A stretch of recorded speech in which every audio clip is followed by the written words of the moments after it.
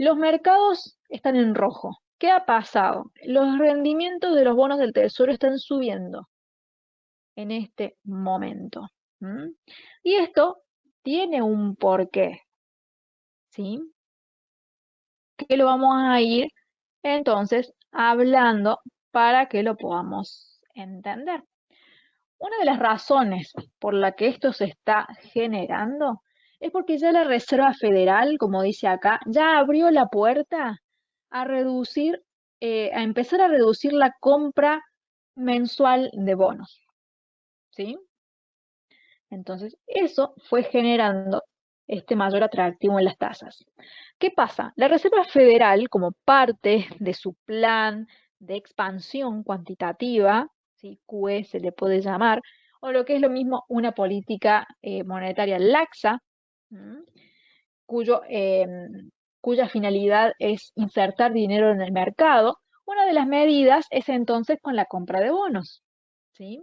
¿Qué quiere decir? Que le compra los bonos a los inversores, ¿sí? Por ejemplo, a personas o a empresas que los tienen, se los compra, la Reserva Federal entonces se queda con esos bonos en su poder y les paga, obviamente con dinero, a los inversores o grupo de inversores, le paga los bonos y les da dinero, con la esperanza de que este dinero lo inyecten en la sociedad, ¿sí? Y lo hagan circular. Entonces la Fed empieza a guardarse todos los bonos que compra, que estaba comprando una cierta cantidad. Lo que está diciendo la Reserva Federal es que a partir de ahora va a empezar a reducir la cantidad de bonos que compra. Por ejemplo, acá en vez de comprar 3, compraría uno, por decir un ejemplo. Entonces la cantidad de dinero que inyectaría al mercado sería menor. Esto es como una introducción a lo que sería el proceso de tapering, ¿sí? De tapering, que es la reducción de los estímulos monetarios. Como cada vez va a ser menor la compra de bonos que va a hacer, la demanda que la Fed genera, porque la Fed al comprar genera una demanda fuerte, esa demanda se achica, se pone más pequeña. Como cae la demanda, caen los precios de los bonos.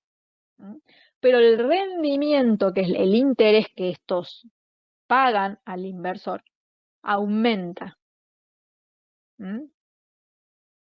A ver, voy a borrar un poquito acá, así seguimos dibujando.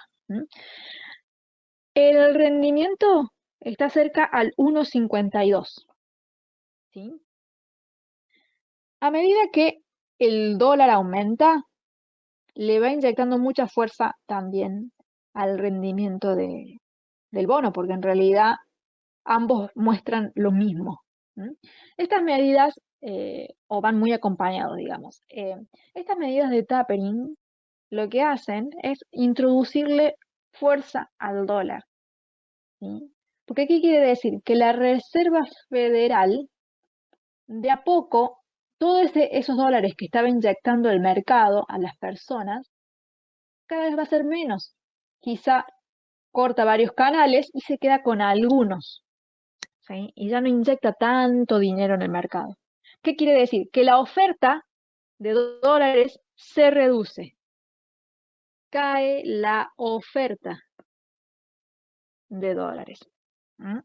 Al haber menos oferta de dólares, el precio del dólar sube. Y eso se ve reflejado en el aumento del rendimiento del bono. Por eso es que aumenta el rendimiento, pero disminuye su precio. ¿Sí?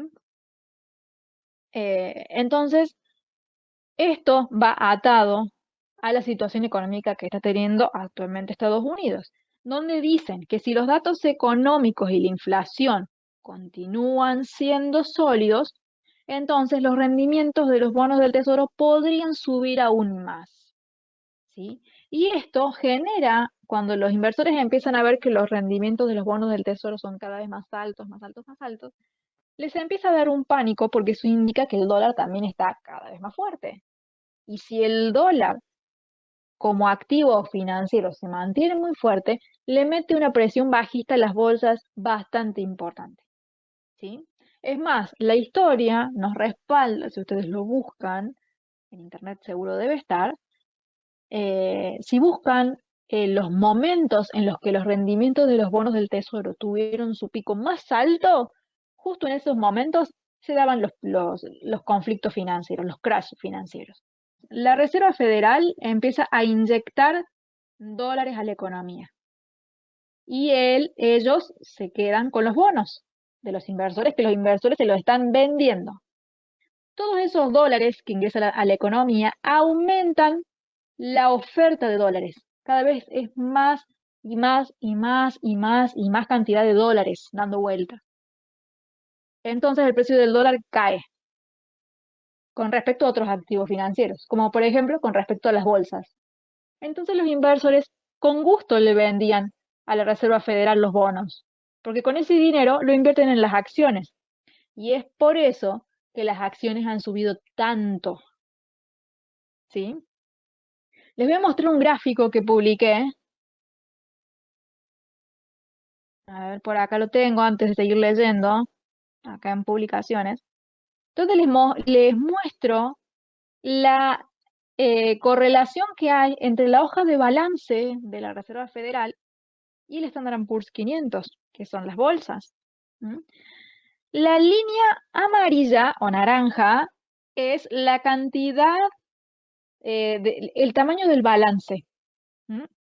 ¿Qué quiere decir? Que es la cantidad de dinero que utilizan para solventar los gastos periódicos que tienen.